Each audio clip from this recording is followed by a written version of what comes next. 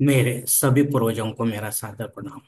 ओम श्री गणेश देवताय, ओम श्री कुल देवताय, ओम श्री गुरु देवताय, ओम सर्वश्री इष्ट देवताय नमः। शिव शरण दोस्तों, मैं हूँ कड़प्पा। फिर से आपके सामने हाजिर हूँ। मेरे धर्म कर्म चैनल में आप सभी का स्वागत है दोस्तों। दोस्तों, पंचांग आज का अभी आपके सामने प्रस्तुत करने जा रहा हूँ। दोस्तों, आज सोमवार तारीख 28 अप्रैल 2025, शनिवार शक 1947, संवत्सर विश्वावसु, अयन उत्तर ऋतु ग्रीष्म, मास वैशाख, पक्ष शुक्ल, तिथि मित्रा। दोस्तों, आज प्रतिपदा तिथि है। रात 9:11 के बाद द्वितीय तिथि शुक्ल की, वार सोमवार है। नक्षत्र दोस्तों भरणी नक्षत्र है। रात 9:38 के बाद कृत्तिका नक्षत्र शुभ। योग दोस्तों आयुष्मा युग है। रात 8:02 के बाद सौभाग्य योग शुरू होगा। करण दोस्तों की न करण। दोपहर, क्षमा करें, सुबह 11:06 के बाद भव करण शुरू होगा। और रात 9:11 के बाद बालव करण शुरू होगा दोस्तों। प्रमुख ग्रहों की राशि स्थिति सुबह 5:30 कुछ इस तरह होगी। सूरज और चांद मेष राशि में होंगे। गुरु वृषभ राशि में और शनिदेव मीन राशि में होंगे। मुंबई विभाग में सूरज का आगमन और निगमन कुछ इस तरह होगा। आगमन जो सुबह 6:14 पर होगा और निगमन जो शाम 6:59 पर होगा। दोस्तों, इसी पंचांग के आधार पर अब हम आज के पूजा के लिए संकल्प छोड़ने जा रहे हैं। तब आप आपके दाहिने हाथ के तिल पर थोड़ा सा जल, थोड़ा अक्षत, ये फूल या फूल की पंखुड़ी ले दोस्तों। और ये संकल्प जो है बोलना शुरू कर दें दोस्तों।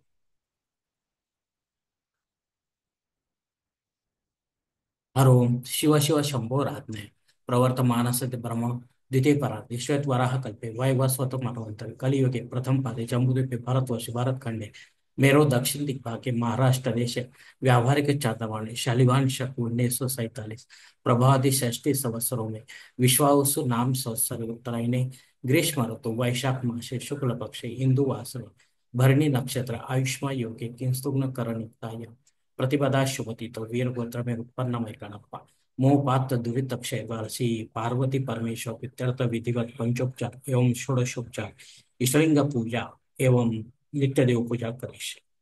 दोस्तों, यहीं पर यह संकल्प खत्म हो चुका है। अब आपके दाहिने हाथ के हथेली पर जो संकल्प का पानी है वो सामने वाली थाली में छोड़ दो दोस्तों। दोस्तों, इस संकल्प की काल मर्यादा सुबह 11:06 तक है।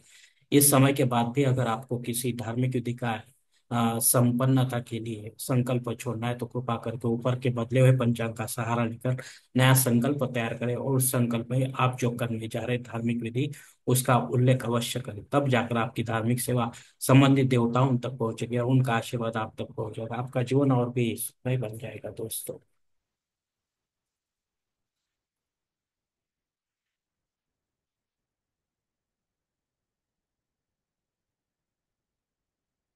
दोस्तों, अब मुहूर्त विभाग में देखेंगे। इसमें धार्मिक विधि और उनके मुहूर्त काल कुछ इस प्रकार दिए गए हैं। सबसे पहले सगाई के लिए मुहूर्त दिया गया है अप्रैल तारीख 30, मई तारीख 5, 8, 9, 10, 13, 16, 20, 23 और 24। गोद भराई के लिए मुहूर्त दिया गया है अप्रैल तारीख 30, मई तारीख 2, 9, 13, 14 और 16। नामकरण करने के लिए मुहूर्त दिया गया है अप्रैल तारीख 30, मई तारीख 9, 10, 14 और 24। मुंडन करने के लिए मुहूर्त दिया गया है मई तारीख 1, 9 और 14।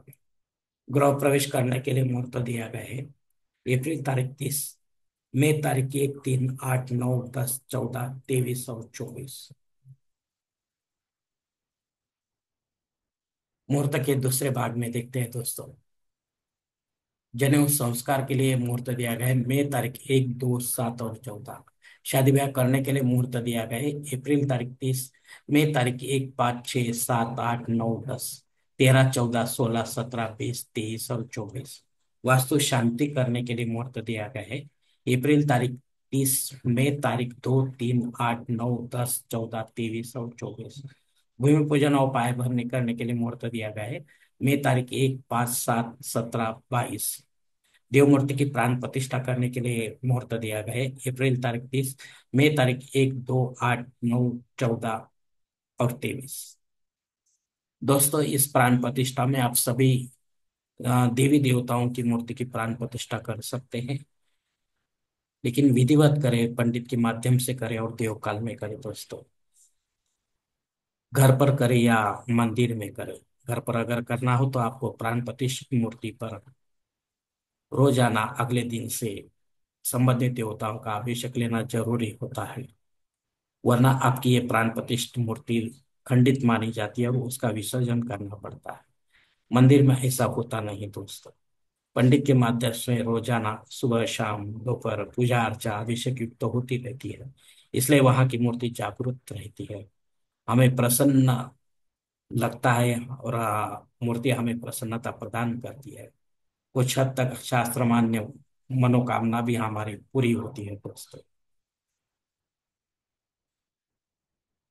तो ये अभिषेक का नियम आप ख्याल में रखो दोस्तों, तब जाकर आप घर और मंदिर का फर्क आपको समझ में आएगा, और उसी प्रकार आपको निर्णय करना है। अगर आप धर्माचरण करना चाहते हो तो कर सकते हो दोस्तों। ऊपर दिए गए मुहूर्तों के तारकों में समय की पाबंदी हो सकती है, इसे जानने के लिए आप कृपा करके मुझे कमेंट्स बॉक्स में पूछे, या कोई अच्छे से पुरोहित से या पंचांग धारक से संपर्क करें। तब जाकर आप अपनी जन्म कुंडली के हिसाब से आपके लिए कोई अच्छा सा मुहूर्त चुने, ताकि आपकी विधि में कोई बाधा ना आए और विधि का पूरा पूरा फल आपको प्राप्त हो। और अगर ऐसा फल मुहूर्त आपको नहीं मिल रहा है तो आप खुद होके या पंडित के माध्यम से नया कोई मुहूर्त निर्माण करने की कोशिश ना करो, क्योंकि वो मुहूर्त मुहूर्त नहीं होगा तो उसका आपको कुछ भी फायदा नहीं होगा दोस्तों। दोस्तों, पंचांग में दी गई और कुछ महत्वपूर्ण जो जानकारी है वो अब हम देखेंगे। पंचांग शुद्धि नहीं है दोस्तों। दिन विशेष प्रतिपदा श्राद्ध कर्म है। अगर प्रतिपदा तिथि पर हमारे माता या पिता हमको छोड़कर परलोक सिधार गए तो उनके नाम से आपको पिंडदान युक्त ऐसा श्राद्ध कर्म करना जरूरी होता है। वो पंडित के माध्यम से करे, विधिवत करे, अपराह्न काल में करे, तब जाकर आपकी पितर सेवा आपके पितरों तक पहुंचेगी और उनका आशीर्वाद आप तक पहुंच जाएगा। आपका जीवन और भी सुलभ बन जाएगा दोस्तों। अग्नि धरती पर हाजिर है, इसलिए आपको नया कोई यज्ञ कर्मकांड शुरू करना हो तो आप कर सकते हैं, लेकिन आगे चलकर वो बंद हो जाएगा तो आपको दोष लग सकता है। तो रेगुलर है वो आप कभी भी कर सकते हैं, लेकिन नया शुरू करने के लिए ये नियम ख्याल में रखो दोस्तों। राहु काल दो सुबह में 7:30 बजे से लेकर 9 बजे तक है। इस 1.5 घंटे के काल में राहु अत्यंत प्रभावी होने के कारण वो हमारे कामों को बिगाड़ देता है दोस्तों। इसके लिए हमें आपको आ, अपने महत्वपूर्ण काम को इस समय में नहीं करना है।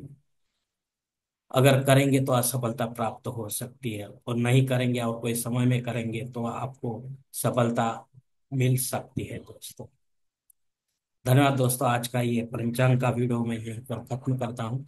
अगर आप मेरे विचारों से सहमत है तो कृपा करके मेरा धर्म कर्म चैनल सब्सक्राइब करो, लाइक करो, आपके मित्र परिवार के साथ शेयर करो, और कमेंट्स बॉक्स में वो आप अपना राय जरूर दें दोस्तों। मेरा अगला वीडियो आप तक पहुंचने के लिए बेल बटन का अवश्य दबाएं। धन्यवाद दोस्तों, हमारी अगली मुलाकात होने तक आप खुश रहे, आनंदी रहे और प्रसन्न रहे। हरिओम। शिव शंभो महादेव।